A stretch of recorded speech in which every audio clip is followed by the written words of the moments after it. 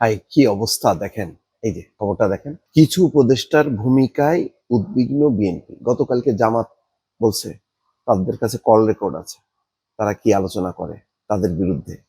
বিএনপিও বলতেছে কিছু উপদেষ্টার ভূমিকায় তারা উদ্বিগ্ন। এনসিপি বলছে সেফ এক্সিট যাচ্ছে।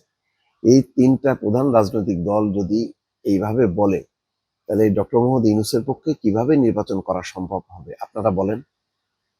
আমি বলি কি, মানে পরামর্শ দেওয়াটা আমার সাজে না, তারপরও বলি, উপদেষ্টাদের সব বিদায় দিয়ে একটা নির্বাচনকালীন একটা উপদেষ্টা পরিষদ করেন, ছোট্ট 4-5 জনের, বিদেশ ঘোরাঘুরি বন্ধ করে ছোট্ট একটা উপদেষ্টা পরিষদ করেন, ওরা যাতে নির্বাচনটা করে। আর বিতর্ক ভালো লাগতেছে না, অনেক হয়েছে।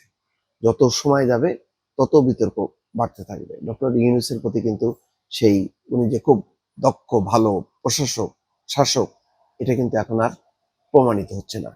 এইরকম বিতর্কিত অবস্থায়, ভঙ্গুর অবস্থায় নির্বাচন করাটা কিন্তু খুব কঠিন। বললাম ভাই, মনে করে না, মাফ করে দিয়ে আমাকে, ছোট মুখে বড় কথা বললাম।